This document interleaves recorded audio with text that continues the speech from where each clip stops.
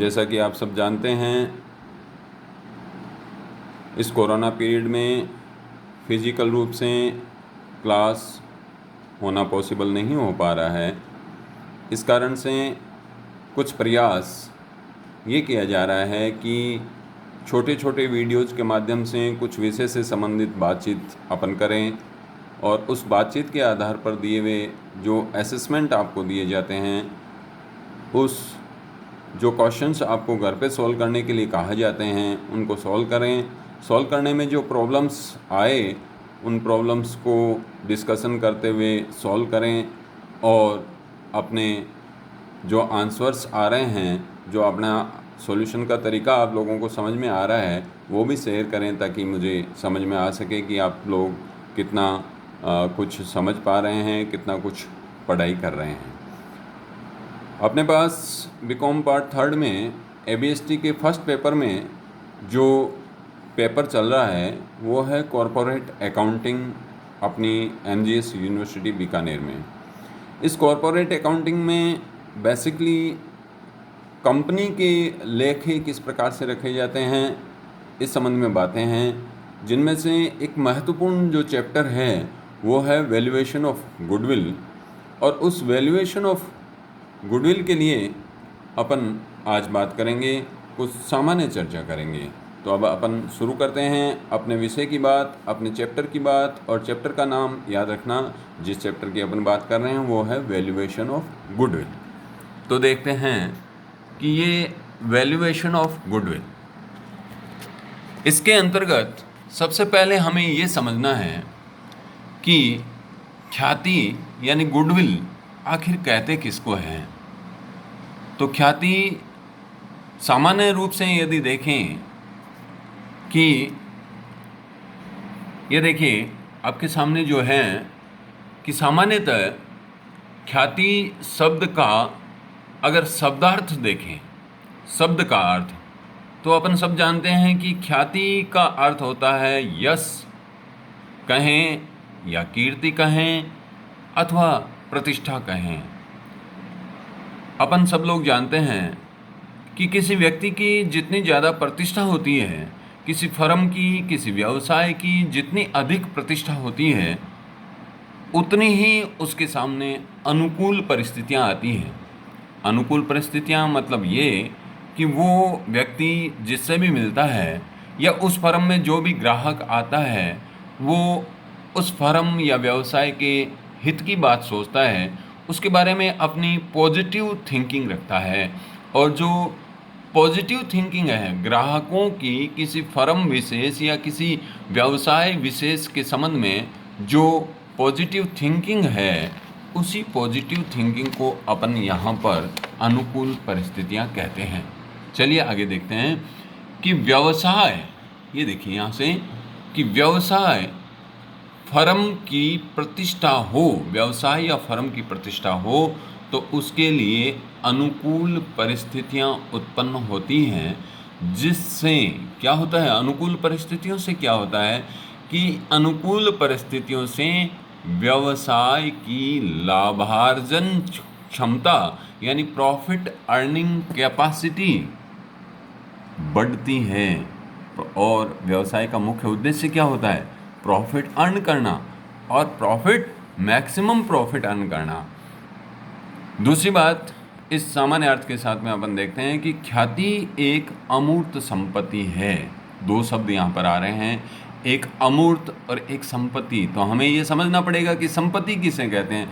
देखिए आपने first year में, सेकेंड ईयर में, सीनियर हायर सेकेंडरी में जब से कॉमर्स पढ़ना शुरू किया है तब से संपत्ति के बारे में ज़रूर पढ़ते हैं कि फर्नीचर संपत्ति है, बिल्डिंग संपत्ति है, कॉपीराइट संपत्ति है, स्टॉक संपत्ति है। लेकिन संपत्ति कहते किसको हैं, एक बार थोड़ा सा रिवाइज कर लेते हैं कि जिन वस्तुओं की सहायता से व्यापार किया जाए, जिन वस्तुओं की, देखिए दो प्रकार की वस्तुएं व्यवसाय में होती हैं। एक तो वे वस्तुएं जो खरीदी जाती हैं और उनको बेच दिया जाता है। सस्ते में खरीदा, महंगे में बेच दिया, जितने रुपए में खरीदा उससे अधिक रुपए में बेच दिया, तो बीच में हमारा प्रॉफिट हो गया।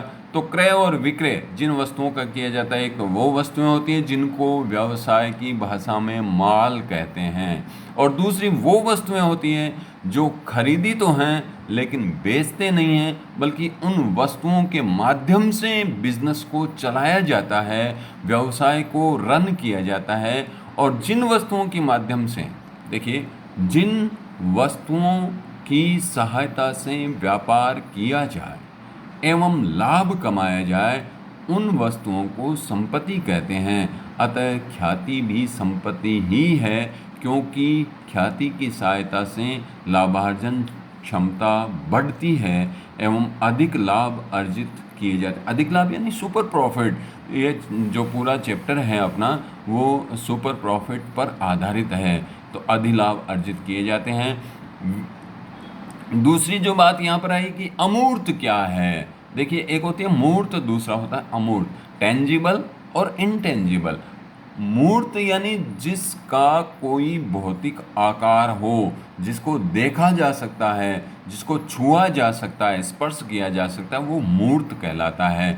और जिसका कोई भौतिक आकार नहीं होता, जैसे मकान, बिल्डिंग है तो हम, उसका आकार है, दूर से देख सकते हैं कितनी बड़ी बिल्डिंग है, उसको छू सकते हैं। फर्नीचर, ये सारी बिल्डिंग है, फर्नीचर है, ये सारी मूर्त संपत्तियां हैं, क्योंकि इनको देख सकते हैं, छू सकते हैं। जबकि ख्याति का कोई भौतिक आकार नहीं होता है, और चूंकि इसका भौतिक आकार नहीं होता है, इसलिए इसको छू भी नहीं सकते हैं, इसको देख भी नहीं सकते हैं, केवल इसको महसूस कर सकते हैं, केवल इसको अनुभव कर सकते हैं कि किसी व्यापार में यदि अधिक लाभ हो रहे हैं, किसी व्यापार में यदि ज़्यादा प्रॉफिट हो रहे हैं, तो ये अनुभव में आ रहा है कि ज़रूर उस व्यवसाय की प्रसिद्धि है, प्रतिष्ठा है, उस व्यापार की ख्याति है। तो इस कारण से, किस कारण से, कि एक तो इसका आकार नहीं है, दूसरा इसकी सहायता से लाभ अर्जित किए जाते हैं, इस कारण से इसको अमूर्त संपत्ति कहते हैं। अमूर्त संपत्ति है। तो ख्याति को अगर परिभाषित करने के लिए कहा जाए तो ख्याति की परिभाषा कैसे देंगे कि लगभग सारे विद्वानों ने ख्याति को एक फर्म के आशातीत लाभों का वर्तमान मूल्य माना है। देखिए, महत्वपूर्ण शब्द है आशातीत। आशातीत यानी एक्सपेक्टेड, अर्थात भविष्य में, फ्यूचर, भविष्य में जो प्रॉफिट होने वाले हैं, भविष्य में जिन प्रॉफिट के होने का अनुमान लगाया जा रहा है, उनको आशातीत। और अधिलाभ यानी अधिक लाभ। अब किससे अधिक लाभ?